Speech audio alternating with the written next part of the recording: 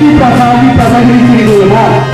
ওই তিপ্রাসার সমাজের মহারাজা তিনি বিক্রম ছিলেন তিনবার আমার ওই পার্লামেন্টে আমার আগে এমপি ছিলেন, কংগ্রেসের এমপি।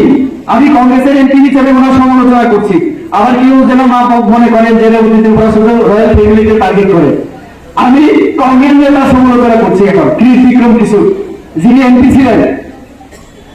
আমি তো বলবো আজকে রুমান হল নিয়ে আমার অফিস ভাঙচুর করে, মুখ্যমন্ত্রীর অফিস ভাঙচুর করার চেষ্টা করে, সরকারি আধিকারিক পুলিশ আধিকারিকের উপরে বিভিন্নভাবে আক্রমণ করে। এটা কিসের গণতন্ত্র? তারা সংবিধানও মানেন না। তারা মনে করে এখনো রাজতন্ত্র চলছে। সংবিধানকে মানলে এভাবে আন্দোলন করে না কেউ। রুমান হল আমি তো বলবো ওই যে কংগ্রেস নেতা বিক্রম বাবু, উনি যদি ওনার ছেলে মেয়েকে কর্পোরেট শিখাতেন, আজকে ওনার ছেলে আজকে কর্পোরেটে ভাষণ দেওয়ার মতো যোগ্যতা অর্জন করতেন। কর্পোরেট জানেন না, শিখাননি। আবার রুমান হওয়া যেমনি ত্রিপুরা পার্লামেন্টে দাঁড়িয়ে কর্পোরেটের জন্য কথা বলেছে, এটাও আমি আপনাদের বলে রাখি। সিবিএসই স্কুলে কর্পোরেট পড়ানো হতো না। আমি দেখলাম যে আমার রাজ্য সরকারের সিদ্ধান্ত আছে আমার স্কুলগুলোতে কর্পোরেট পঠন পাঠনের ব্যবস্থা করা। আমাদের সরকার আসার পরে আমরা কর্পোরেট টিচারও নিয়ে করেছি কলেজ বিভিন্ন জায়গায়, আমাদের রাজ্য সরকারের মানে উদ্যোগে।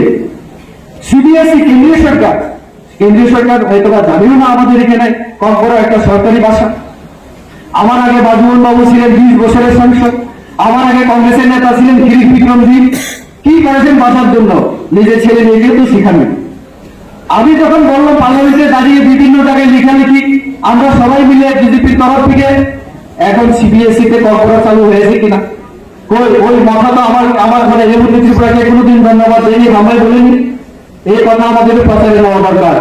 আমাদের বিজেপিরা কিন্তু এই সব জায়গায় আমরা চিন্তা করি না। তারা ওই সুমান হরম আর কর্পোরেট নিয়ে ভাঙচুর করে, আর আপনারা কেন চুপচাপ বসে থাকবেন? বলবেন আমাদের এমপি সেও তো এই কথা বলেছে, সিবিএসই তে কর্পোরেট চালু করিয়েছে, আগামী দিনে ওই ইংলিশ মিডিয়ামে পড়া ছেলে মেয়েরা কর্পোরেট পড়ার সুযোগ পাবে। এটা আমাদের এমপি জন্য, আমাদের বিজেপি মন্ত্রিসভা, আমাদের নরেন্দ্র মোদীর কারণে এটা সম্ভব হয়েছে।